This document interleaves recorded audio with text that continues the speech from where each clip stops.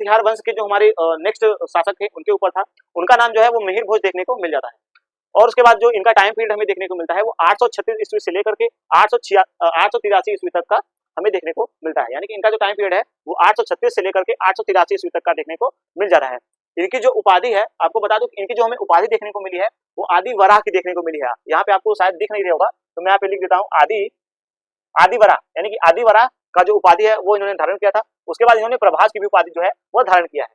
अब हम देखेंगे इनके जो हमें अभिलेख देखने को मिले हैं, जो इनके अभिलेख का वर्णन हमें देखने को मिला है, तो हम उसमें अब वर्णन देखेंगे। तो जैसा कि आप सभी को पता है कि इसमें इनके 5 अभिलेख जो है वो हमें देखने को मिल जाते हैं। पहला जो अभिलेख है वो है वराह का अभिलेख। इसमें इनका जो है वो पहला अभिलेख माना जाता है।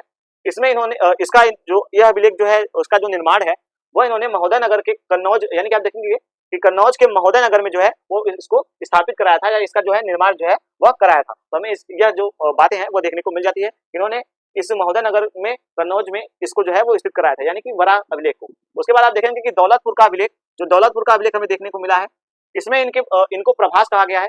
जो प्रभास मैंने आपको बताया कि इनकी जो उपाधि देखने को मिलती है, एक उपाधि जो इनकी प्रभास है वो दौलतपुर अभिलेख में देखने को मिल जाती है।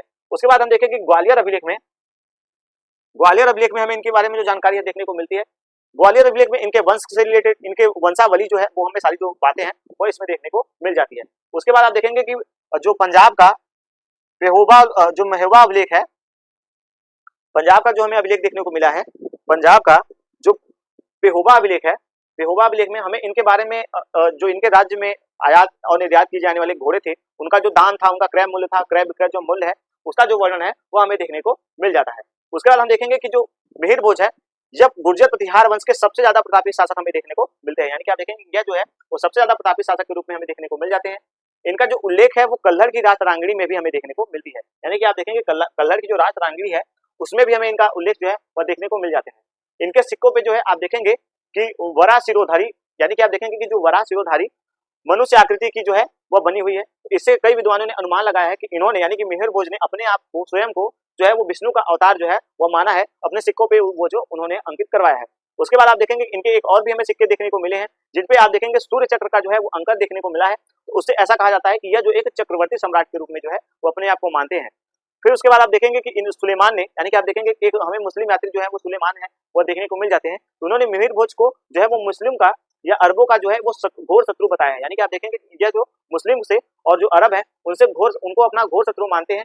तो इनके बारे में जो वर्णन है वो हमें देखने को मिल जाता है। मिहिर भोज ने राष्ट्रकूट शासक जो कृष्ण द्वितीय थे उनको नर्मदा तट पे जो है वो हराया था, ऐसा भी वर्णन हमें देखने को मिल जाता है कि इन्होंने नर्मदा तट पर कृष्ण तृतीय को, जो राष्ट्रकूट शासक थे, उनको जो है वो हराया था। मेरी राष्ट्रकूट वंश के बारे में जो मेरी क्लास है वो पहले हो चुकी है, तो अगर आपने नहीं देखी है तो जाके प्लीज एक बार देख लीजिएगा। उसमें मैंने राष्ट्रकूटों के बारे में सारी बातें जो है वहां पे आपको बताई है। उसके बाद आप देखेंगे स्कंद पुराण के अनुसार आप देखेंगे कि मिहिर भोज जो थे उन्होंने अपना राज्यपाट जो है वो पूजा पाठ के लिए जो है वो छोड़ दिया था और अपने राज्य का त्याग करके अपने पुत्र को सिंहासन दे करके वह वहां से जो है वो बैराग एक तरह से ले लेते हैं और संन्यास के रूप में वह अपना जो बाकी का जीवन जो है वो अपना जीवन यापन करते हैं। इनके बारे में हमें ये सारी बातें जो है वह देखने को मिल जाती है।